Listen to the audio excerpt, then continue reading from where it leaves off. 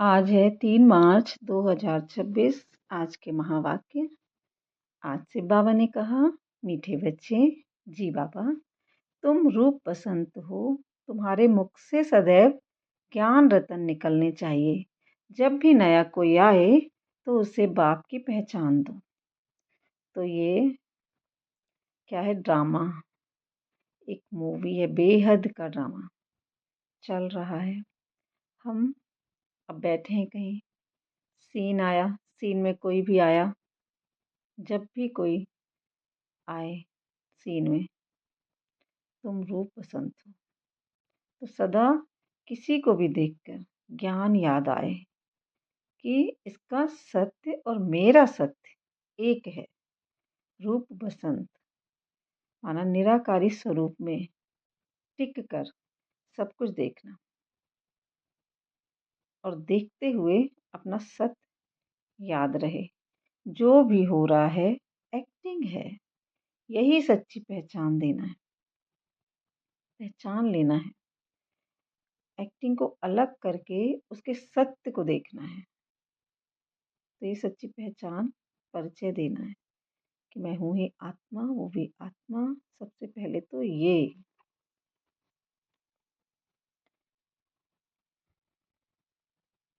रूप पसंद कि मुझे अपना सत्य याद है, निराकारी सत्य।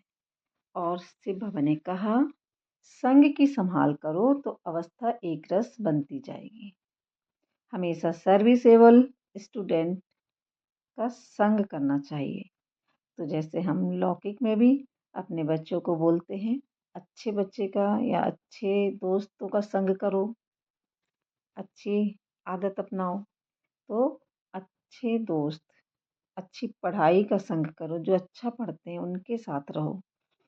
तो बाबा भी समझाते हैं, हम जैसे उधर समझाते हैं तो हमें भी ये समझा मिल रहा है कि शिव बाबा ने कहा जो अच्छे बच्चों का, सर्विसेबल बच्चों का संग करना है। तो जो हमारे साथ में रहते हैं, मिलते जुलते हैं, जिनसे हम वो भी ज्ञान में हैं, हम भी ज्ञान में हैं, तो वो कैसे हैं ये भी ध्यान रखना है। ध्यान से पढ़ते हैं, ये संभाल हमें करना है। और कर्मेंद्रियों की भी हमें संभाल करना है, वो भी देखना है कि आंखें हमारी क्या देख रही हैं, कहीं फंस तो नहीं रही। अपने अंदर के संकल्पों को भी चेक करना है, कैसे चल रहे हैं संकल्प अंदर। जैसे अब कोई मिला, कहीं उसने अपना कोई बात बताई या कोई न्यूज़ बताई, कोई डर की खबर, कोई बाहर की न्यूज़, तो उसको उसी समय सत्य नहीं मान लेना है, अपने सत्य को याद रखना है। क्योंकि किसी ने सुनाया तो वो अंदर तो जाएगा, और अगर हमने नहीं समझा उसी समय सत्य को, तो वो अंदर जाएंगे और वो संकल्प भी चलने लगेंगे। तो ऐसे भी चेकिंग करनी है। ये भी अगर ऐसा हुआ तो हमारी अवस्था को बिगाड़ देंगे।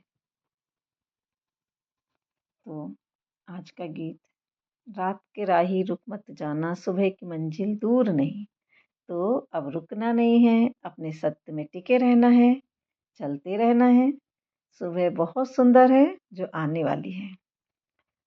फिर शिव बाबा ने कहा, ज्ञान और विज्ञान, अल्फ और बे। माना अल्फ माने अल्लाह, बे माने बादशाही, और बहुत ऊंची बादशाही, सबसे ऊंची बादशाही है ये। याद से हम पवित्र बनते हैं, ज्ञान की यथार्थ लाइट से। जब हमको मिल जाती है लाइट ज्ञान की यथार्थ, तो हम सारे चक्रों को समझ लेते हैं, ड्रामा को अच्छी रीति समझना है। तभी हम अपने को अलग कर पाएंगे, देख पाएंगे अलग।